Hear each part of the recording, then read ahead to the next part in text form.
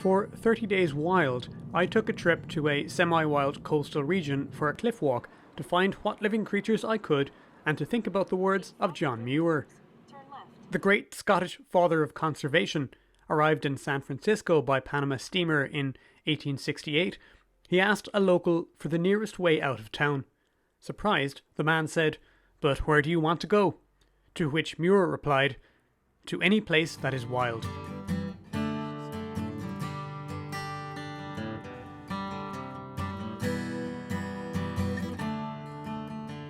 This was the beginning of the journey that was to take him to Yosemite Valley, the land that was to captivate him and prove instrumental in the creation of the modern conservation movement.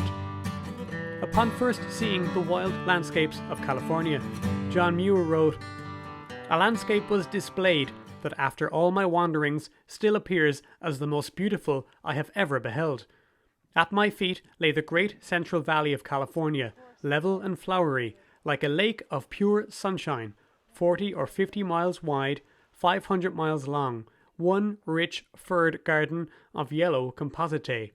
In general, no mark of man is visible upon it."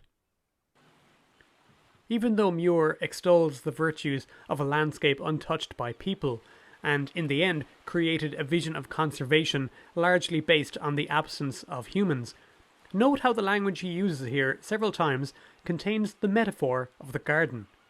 This implies that man and nature are in fact working together. And in truth, this is what Muir was looking at, whether or not he recognized it. Elsewhere, he wrote of the North American forests, "The Indians with stone axes could do them no more harm than could gnawing beavers and browsing moose.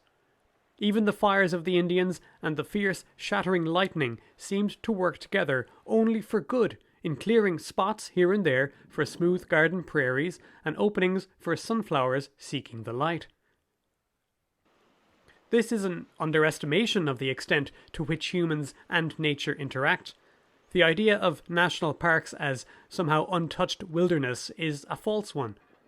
The system of fires carried out by the Native Americans Muir is referencing here had been in place for hundreds of years and is what prevented the kind of vast, destructive forest fires we have now. Muir is correct in stating that controlled burns are beneficial for biodiversity. Imagining that natural areas have somehow always been separate from people has perhaps led the conservation movement into some blind alleys. Almost all wild areas we have today are a combination of nature and human influences. This reminds us not only that we can live alongside nature in a thoughtful and productive way, but that we have done so for a very long time.